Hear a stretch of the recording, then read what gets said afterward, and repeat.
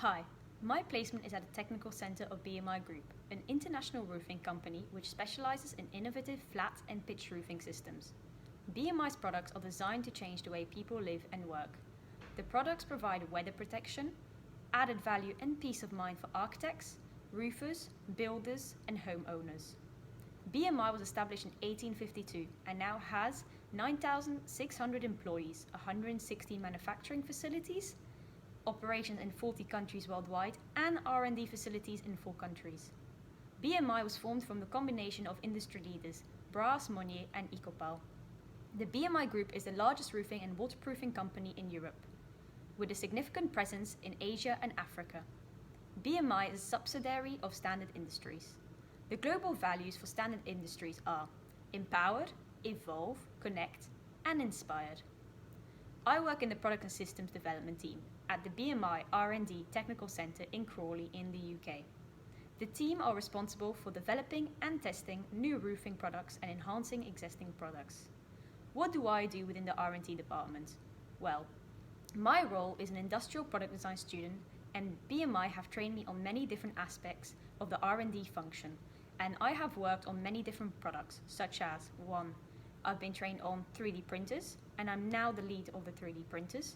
This includes ordering supplies for the 3D printers, with orders of more than £5,000.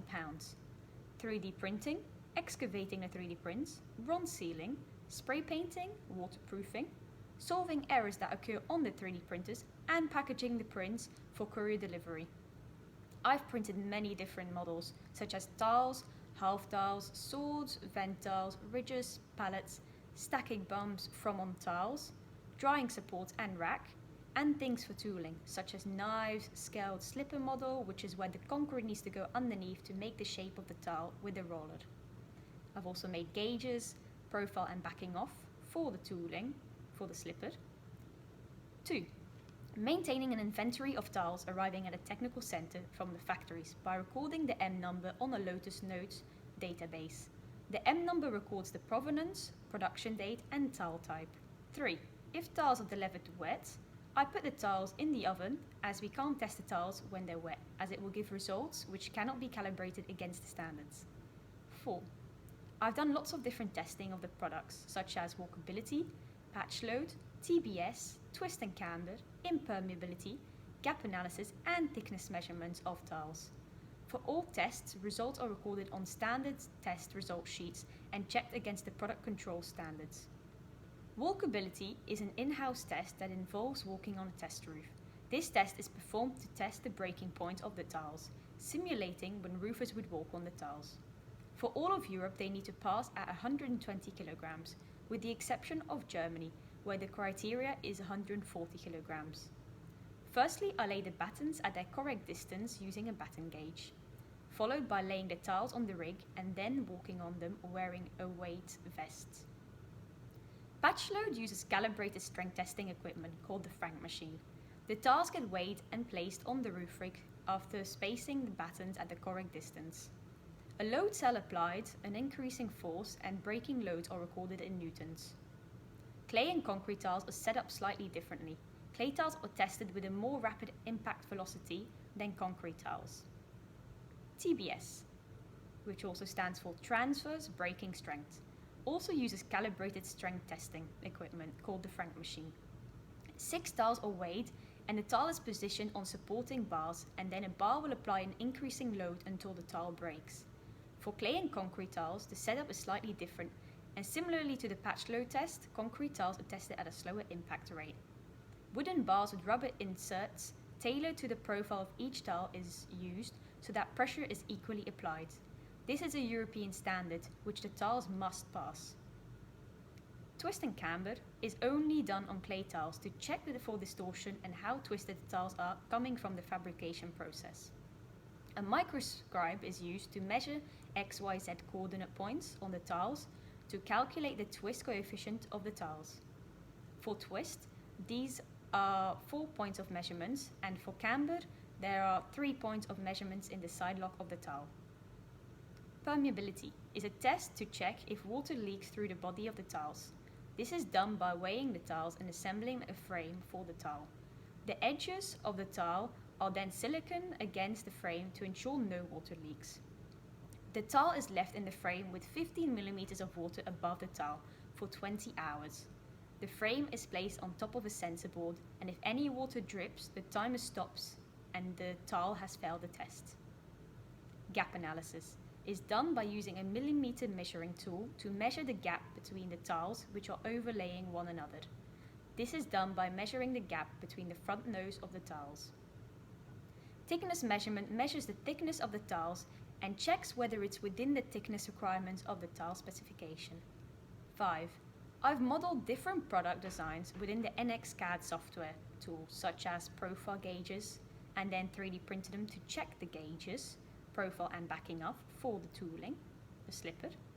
I've done lots of different 3D modeling in NX, such as tooling, which includes slippers and rollers, modifications on a PX knife, and then I created their corresponding drawings and data sets, followed by releasing it on the product data management system called Team Center. I've also had to create lots of tooling models. This is to check that the different tooling sets fit together and are ready to be used to manufacture the tiles. I've also made some BIM models in NX such as tiles, ridges and swords, followed by creating drawings for them and assemblies to show what products go in which family. BIM stands for Building Information Modeling. Then I created PNGs in GIMP and PDFs for classifications and released it onto the system. 6. Tooling. This forms a top profile for concrete roof tiles.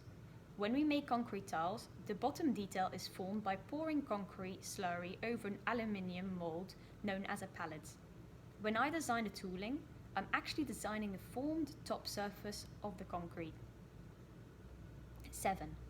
I've created an updated modified point measuring drawings of tiles and pallets, followed by creating data sets as PDFs, etc., and releasing it within the product data management system. The underside of the tiles vary across the width and down the length in form and product thickness. The point measuring drawings is at the defined measurement along the product, and the thickness are specified at predetermined points across the width of the product. For example, the measurement is at 210 millimeters from the back of the pallet, and then we record the thicknesses there. 8. I've updated drawings to have a new BMI borders. This means updating legacy border drawings to remove branding that legally we can no longer use. Then I created data sets, PDFs, etc., and release it within the product data management system. 9. I've worked on tooling for outsourcing, which is updating drawings to standards and released it within the product data management system.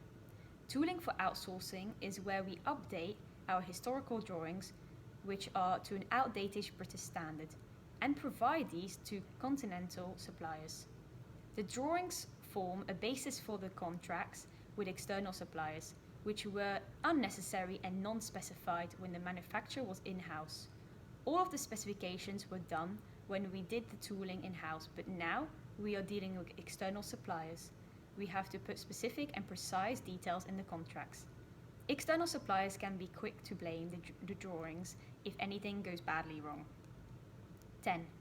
We have team, departmental, site and company-wide meetings and live streams within the business, which we attend on Google Hangout due to COVID restrictions.